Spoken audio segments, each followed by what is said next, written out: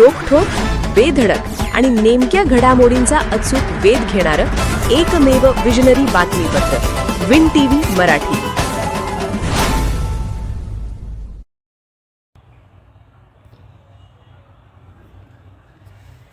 शाहूवाडीत घरफोडी आणि दरोडा प्रकरणाचा छडा. आंतरजिल्हा टोळीतील आरोपी जेरबंद. शाहूवाडी तालुक्यातील शितूर वारुण येथील गाजलेल्या घरफोडी आणि दरोडा प्रकरणाचा स्थानिक गुन्हे अन्वेषण शाखेने अवघ्या काही दिवसात यशस्वी छडा लावला आहे. या प्रकरणात आंतरजिल्हा टोळीतील संशयित आरोपींना अटक करण्यात आलेली असून दरोड्यासाठी वापरण्यात आलेले कारही पोलिसांनी जप्त केलेली आहे. आणि मिळालेल्या माहितीनुसार 3 जून 2026 रोजी मध्यरात्री शितूर वारुण येथील पाटीलवाडी परिसरात राहणाऱ्या आनंदी रामचंद्र पाटील यांच्या घरात 7 ते 8 अज्ञात इसमांनी जबरदस्तीने प्रवेश केला.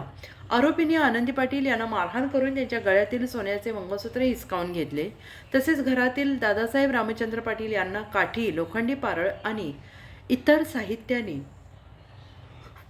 मारहाण करत रोख रक्कम लुटून 4 चाकी वाहनातून पलायन केले. आणि या घटनेचे गांभीर्य लक्षात घेऊन पोलीस अधीक्षक निलोत्पल यांनी स्थानिक गुन्हे अन्वेषण शाखेला तपासाचे आदेश दिले.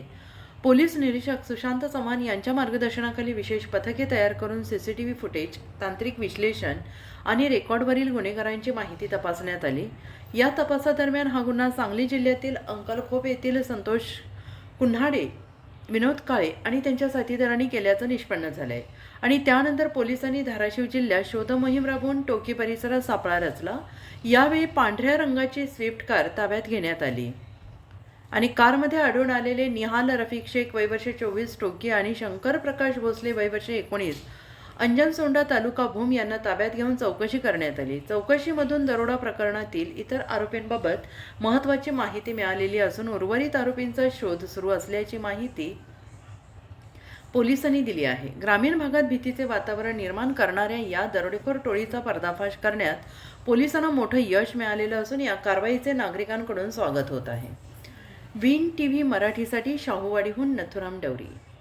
विन टीव्ही मराठी न्यूज चॅनलला लाईक करा, शेअर करा आणि सबस्क्राईब करा.